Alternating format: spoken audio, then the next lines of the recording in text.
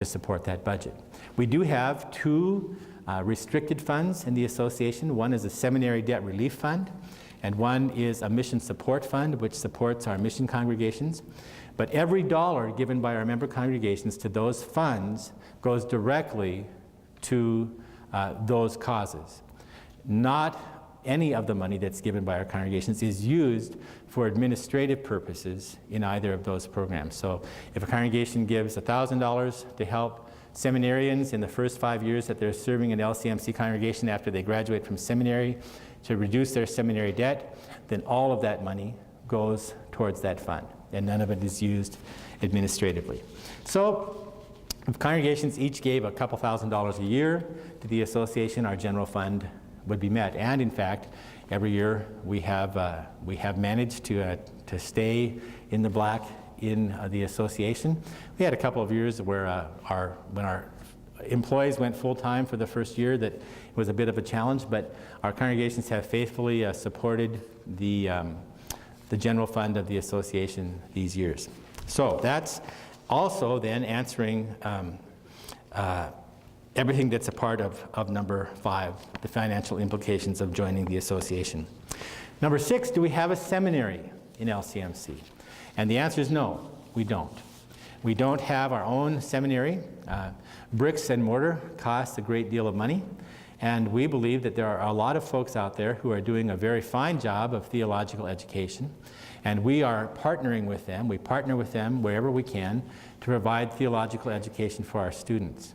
We do have a specific Lutheran track that our seminary students are expected to fulfill, and many of the seminaries that we work with have developed or are developing courses that will help our students to meet those requirements that are Lutheran specific.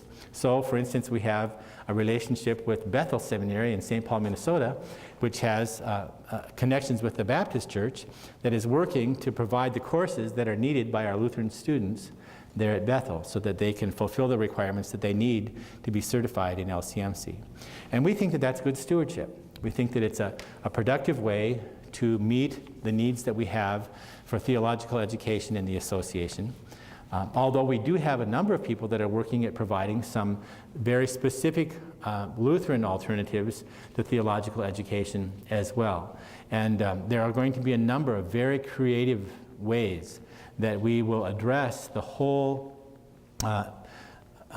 area of theological education in the association. In fact, we have, and when we talk about pastors, then we'll just move into that right now. How do we call a pastor in LCMC number 7?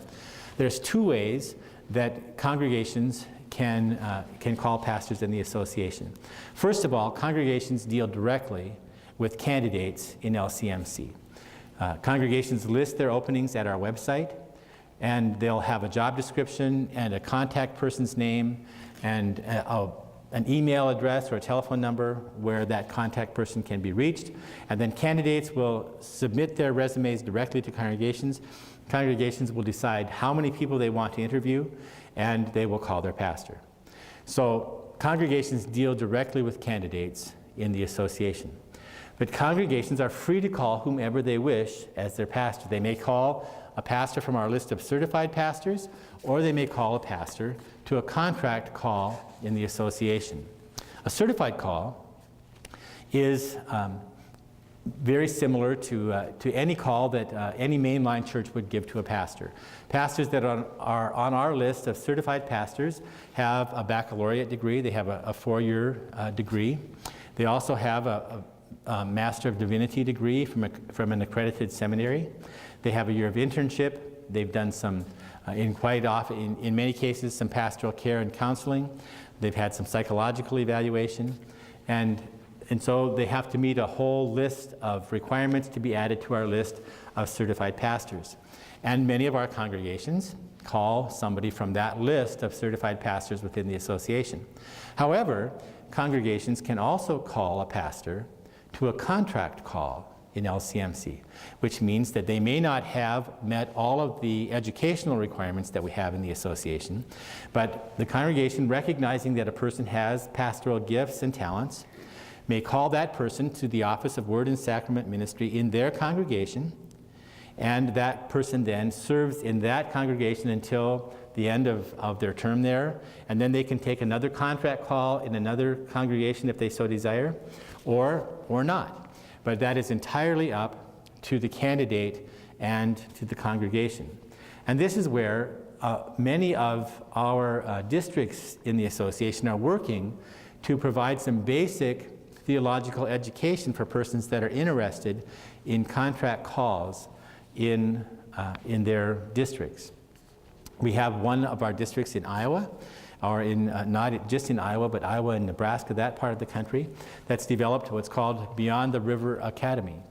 And they are providing about an 18-month course that will be taught by pastors in that part of the country to persons who are interested in serving in many of the rural congregations that, number one, can't afford to call a seminary-trained pastor because it costs a great deal of money to receive an education and then to be able to call a person to that position. And it's oftentimes very difficult to get people to go to rural areas in the country, and they're working to provide some basic theological education for persons who are interested in contract calls in their part of the country. And that's happening all over the association. And we're going to see that happening more and more as people develop some creative ways to address the needs for pastoral ministry in our congregations. Does LCMC address social issues?